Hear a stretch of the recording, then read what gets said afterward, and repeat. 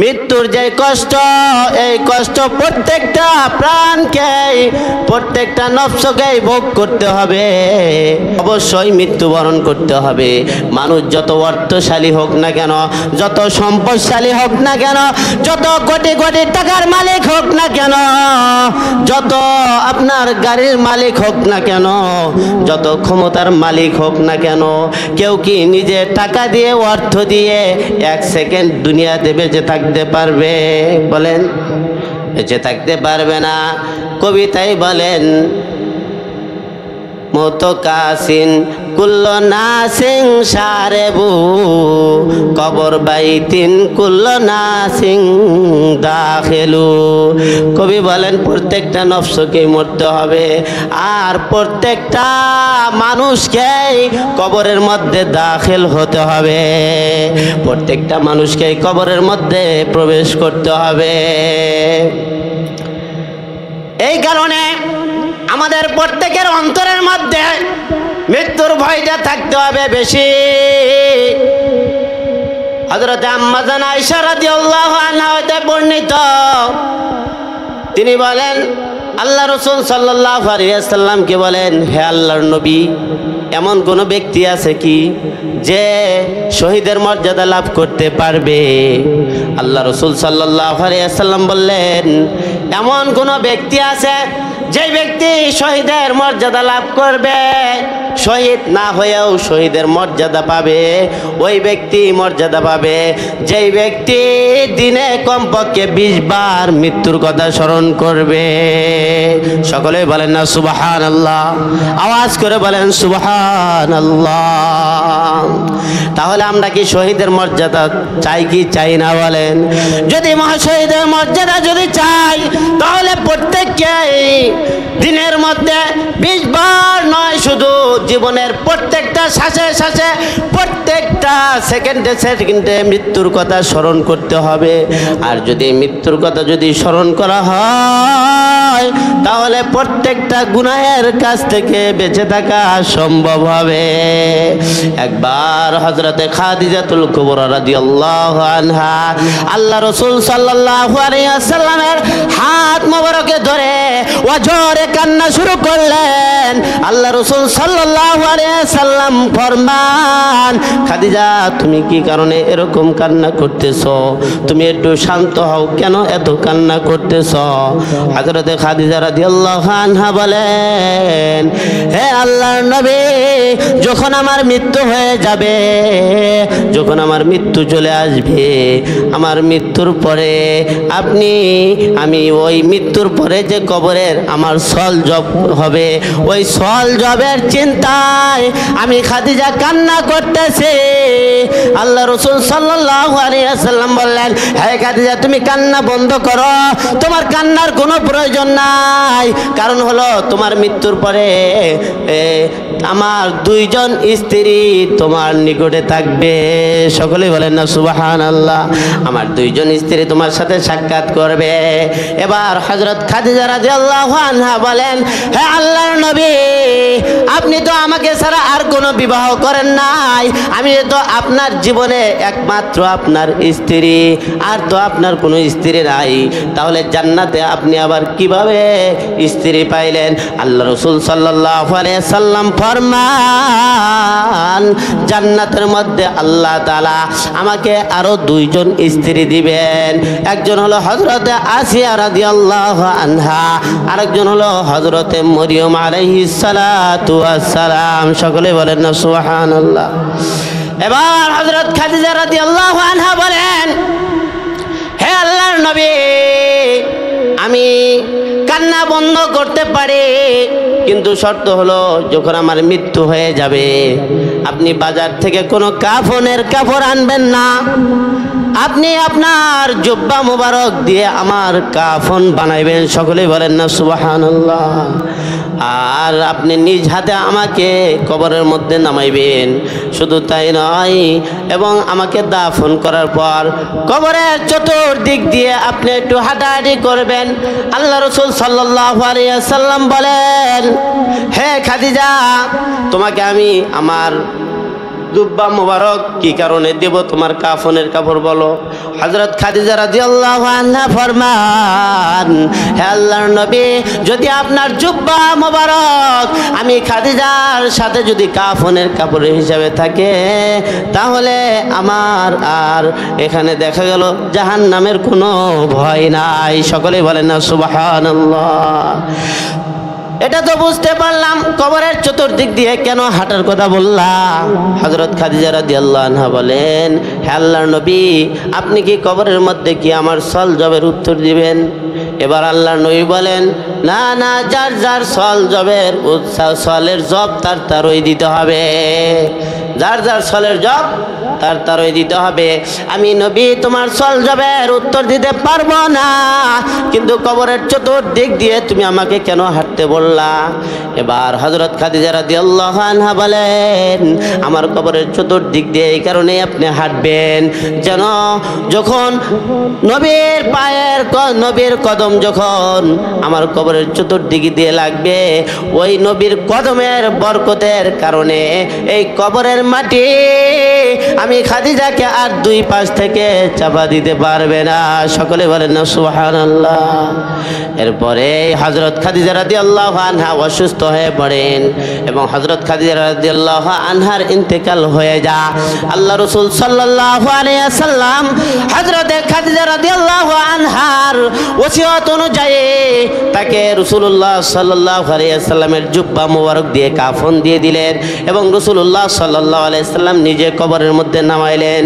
কিন্তু রাসূলুল্লাহ সাল্লাল্লাহু আলাইহি ওয়াসাল্লাম যখন হযরত খাদিজা রাদিয়াল্লাহু আনহাকে কবরের মধ্যে নামাইলেন, যখন শোয়া দিলেন, এবার রাসূলুল্লাহ সাল্লাল্লাহু আলাইহি ওয়াসাল্লাম হযরত খাদিজা রাদিয়াল্লাহু আনহার চেহারা কিবলার দিকে করে দেন, কিন্তু দেখা যায় চেহারা কিবলার দিক থেকে ফিরে আসমানের দিকে হয়ে যায়।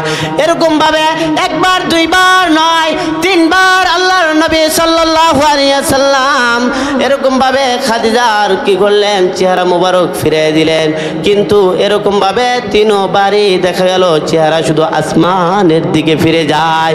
আল্লাহর নবী টেনশনে পড়ে গেলেন, চিন্তার মধ্যে পড়ে গেলেন।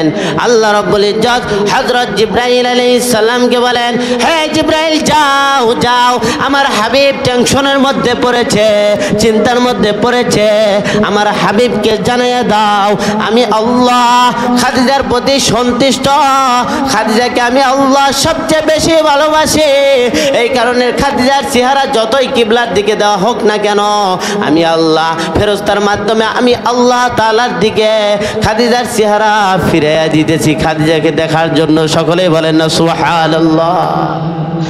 এবার হযরত জিবরাইল আলাইহিস সালাতু ওয়াস সালাম আল্লাহর নবীর নিকট এসে বলতেছে, আল্লাহর নবী, আপনি চিন্তিত হবেন না, আপনি কান্না করবেন না, আপনার চোখের পানি জমিনে ফালাইবেন না, কারণ হলো আপনার চোখের পানি আল্লাহ তাআলা সহ্য করতে পারেন না, ফেরেশতারাও সহ্য করতে পারেন না, জমিনও আপনার চোখের পানি সহ্য করতে পারবে না।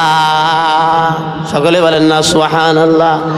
হযরত জিবরাইল আলাইহিস সালাতু ওয়াস সালাম বলে দিলেন যে আল্লাহ তাআলা হযরত খাদিজা রাদিয়াল্লাহু আনহাকে সবচাইতে বেশি ভালোবাসেন, তাই চেহারাটা উপরের দিকে আল্লাহ তাআলা ফেরেশতার মাধ্যমে করাইতেছেন হযরত খাদিজা রাদিয়াল্লাহু আনহাকে দেখার জন্য। সকলে বলেন না সুবহানাল্লাহ। তো আল্লাহর নবী সাল্লাল্লাহু আলাইহি ওয়াসাল্লামের স্ত্রী পর্যন্ত মৃত্যুর ভয়ে এমন কান্না করেছেন। শুধু তাই নয়, যেদিন আল্লাহ রাসূল সাল্লাল্লাহু আলাইহি ওয়াসাল্লামের ইন্তেকাল হয়, রাসূলুল্লাহ সাল্লাল্লাহু আলাইহি ওয়াসাল্লাম অত্যন্ত অসুস্থ অবস্থায়, এমতো অবস্থায় আল্লাহর নবী সাল্লাল্লাহু আলাইহি ওয়াসাল্লাম হযরত ফাতেমা রাদিয়াল্লাহু আনহাকে বলেন, হে ফাতেমা, দেখো কে যেন আমার ঘরে প্রবেশ করতে চায়, কে যেন পারমিশন চায়, তুমি একটু দেখো কে যেন এসেছে। হযরত ফাতেমা রাদিয়াল্লাহু আনহা তিনি দরজার দিকে গেলেন, যাওয়ার পরে আল্লাহ তাআলা বললেন, হে আজরাইল, তুমি প্রকাশিত হয়ে যাও। হে আজরাইল, তুমি ফাতেমার সম্মুখে প্রকাশিত হয়ে যাও। যদি তুমি প্রকাশিত না হও তাহলে আমার হাবিব মিথ্যাবাদী হয়ে যাবে। হযরত আজরাইল আলাইহিস সালাতু ওয়াস সালাম হযরতে ফাতেমা রাদিয়াল্লাহু আনহার সম্মুখে প্রকাশিত হয়ে গেলেন।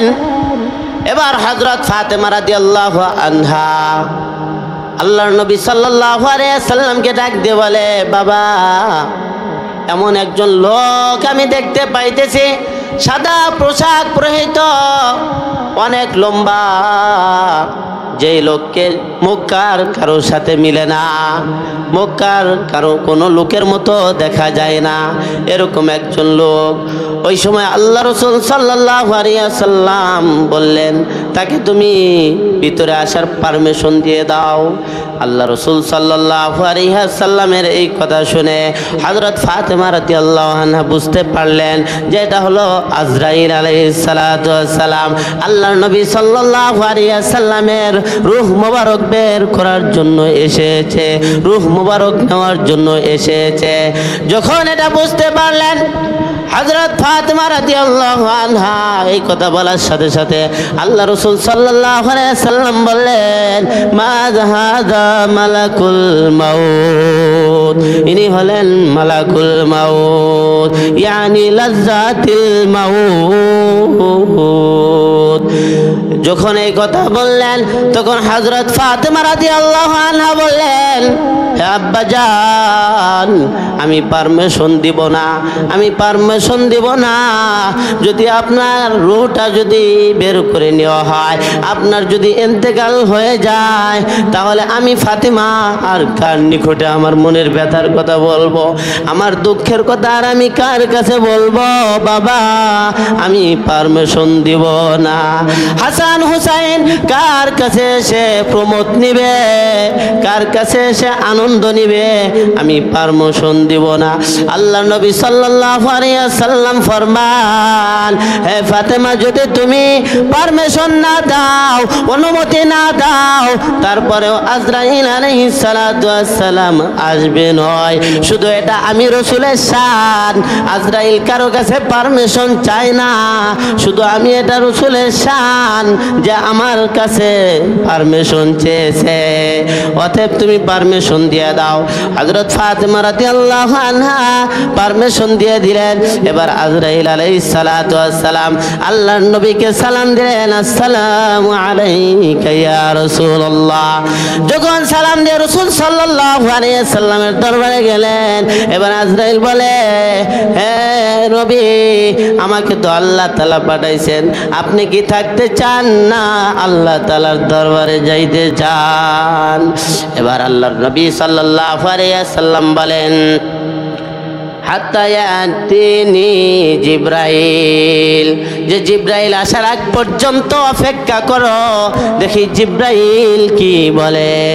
হযরত জিবরাইল আলাইহিস সালাতু ওয়াস সালাম যখন আসলেন, আসার পরে আল্লাহর নবী সাল্লাল্লাহু আলাইহি সাল্লাম বলতেছেন, হে জিবরাইল, আমাকে তো আজরাইল আলাইহিস সালাতু ওয়াস সালাম এই কথা বলেছে, আমি থাকতে চাই না, আল্লাহ তাআলার দরবারে যাইতে চাই, তো আপনার মত কি? ওই সময় হযরত জিবরাইল আলাইহিস সালাতু ওয়াস সালাম বলেন, ইন্নাকা মাইয়িতু ওয়া ইন্নাহুম মাইয়িতুন। সকলে বলেন আল্লাহু আকবার। যখন এই কথা শুনলেন, শোনার পরে আল্লাহর নবী সাল্লাল্লাহু আলাইহি ওয়াসাল্লামের আর বোঝার বাকি রইল না, আল্লাহর নবী সাল্লাল্লাহু আলাইহি ওয়াসাল্লামের আর বোঝার বাকি রইল না। আল্লাহর নবী সাল্লাল্লাহু আলাইহি ওয়াসাল্লাম হযরত আজরাইল আলাইহিস সালাতু ওয়াস সালামকে বললেন, আমি আল্লাহ তাআলার দরবারে যাব, এদিকেই জিবরাইল ইঙ্গিত দিয়েছে। এবার যখন আল্লাহ নবী সাল্লাল্লাহু আলাইহি ওয়াসাল্লামের রূহটা বের করার জন্য যখন হযরত আজরাইল আলাইহিস সালাতু ওয়াস সালাম আল্লাহর নবী সাল্লাল্লাহু আলাইহি ওয়াসাল্লামের বুকের উপর যখন হাতটা রেখেছে, ওই সময় আল্লাহর নবী সাল্লাল্লাহু আলাইহি ওয়াসাল্লাম বলেন, হে জিবরাইল, হে আজরাইল, তুমি কি আমার বুকের উপর উহুদ পাহাড় রেখে দিয়েছো কিনা? সকলে বলেন আল্লাহু আকবার। এবার চিন্তা করেন, যাকে সৃষ্টি না করা হলে আসমান জমিন গাছপালা কিছুই তৈরি করা হইতো না, এমন একজন নবী, আখেরি নবী, সর্বশ্রেষ্ঠ নবী, খাতামুন নবীন। এই নবীর রূহ বের করার সময় যদি আল্লাহর নবীর এমন কষ্ট হয়ে থাকে, তাহলে আমার আপনার কি অবস্থা হতে পারে? একবার কি চিন্তা করছেন? হ্যাঁ, যে আল্লাহর নবী সাল্লাল্লাহু আলাইহি সাল্লামের রূহ মোবারক বের করে, ওই সময় রাসূল সাল্লাল্লাহু আলাইহি সাল্লামের মনে হয় যে তার বুকের উপর কি উহুদ পাহাড় রেখে দেওয়া হয়েছে। একবার চিন্তা করেন। এরকম অসংখ্য ঘটনা আছে যে সাহাবায়ে কেরাম মৃত্যুর জন্য এরকম কান্না করেছেন, সওয়াল জবের ভয়ে কান্না করেছেন। আমি আপনি দিনে কয়বার মৃত্যুর কথা স্মরণ করলাম, কয়দিনই বা এই সওয়াল জবের কথা চিন্তা করে চোখের পানি ফালাইলাম। কখনোই তো বলা যাবে না যে কখন যে আমার আপনার মৃত্যু চলে আসবে, কখন যে আমার আপনার হায়াতটা শেষ হয়ে যাবে।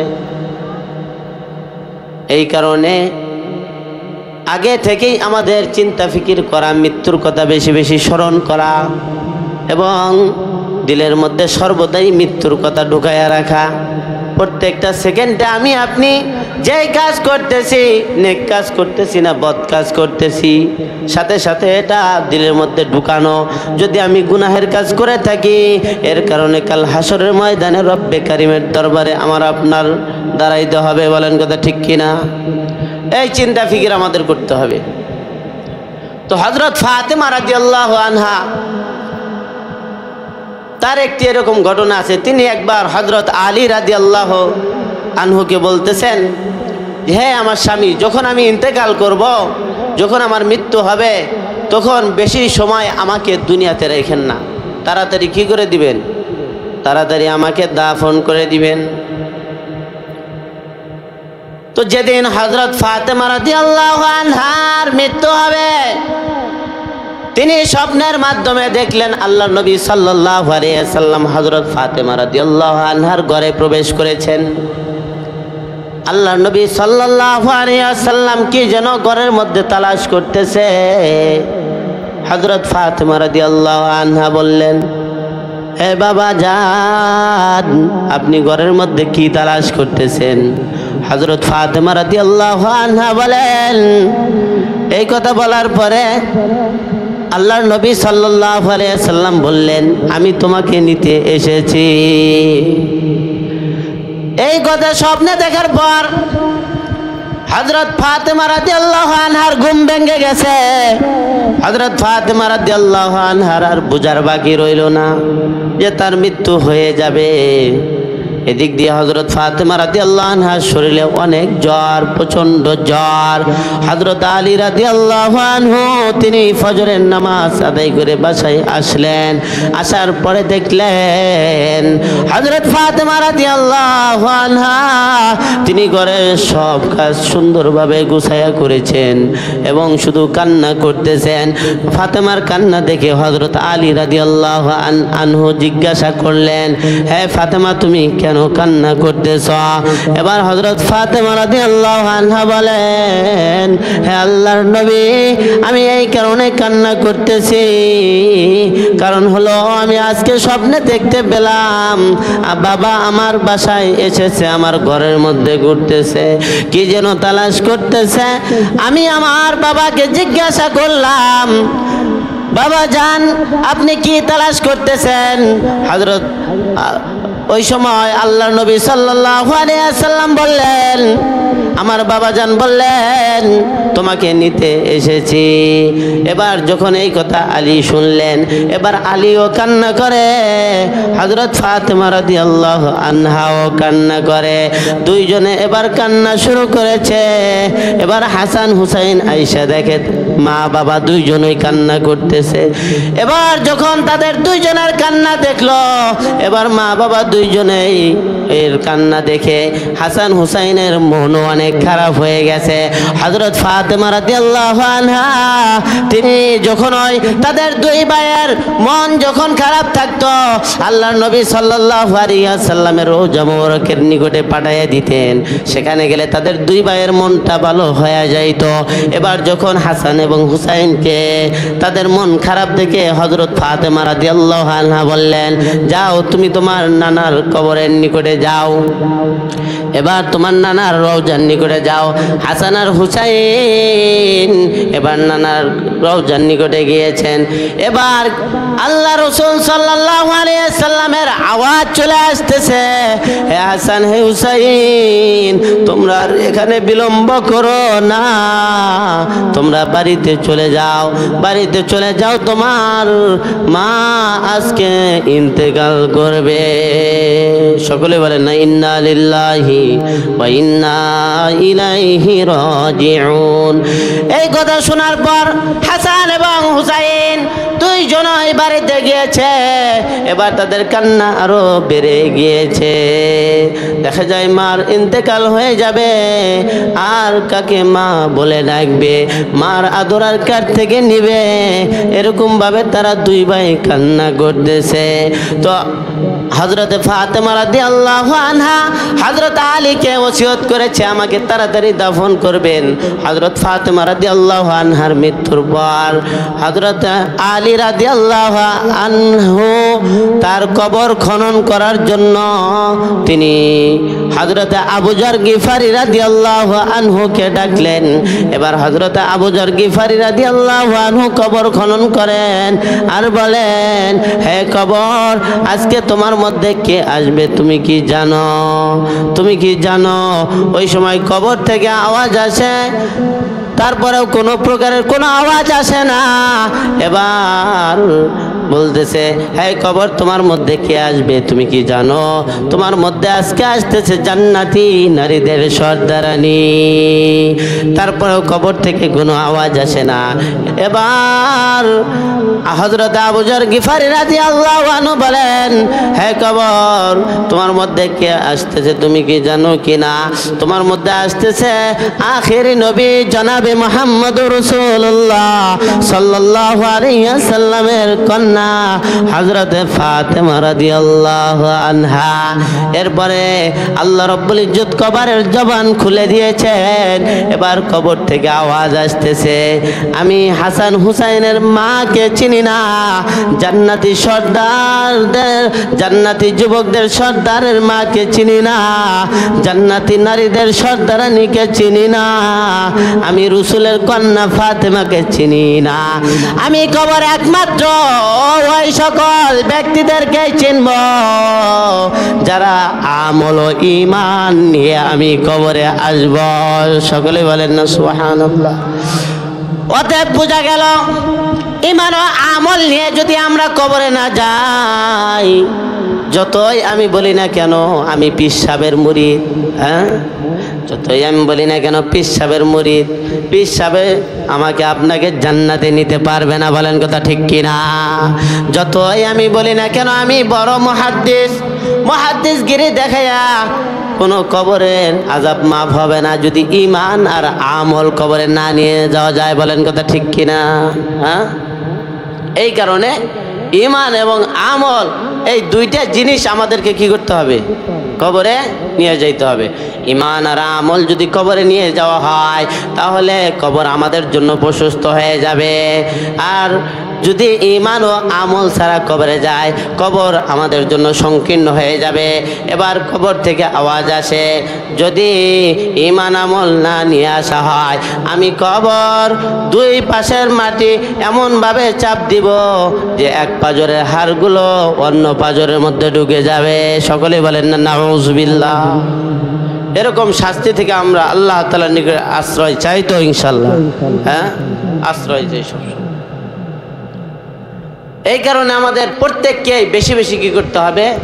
মৃত্যুর কথা স্মরণ করতে হবে।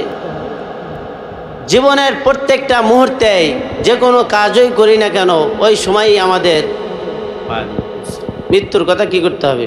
স্মরণ করতে হবে। তো মানুষ যত গুনাহ করে, যে যত গুনাহ করুক না, এই সকল গুনাহ থেকে বাঁচার এক নাম্বার আমল হলো কি? মৃত্যুর কথা বেশি বেশি স্মরণ করা। বলেন কি করা?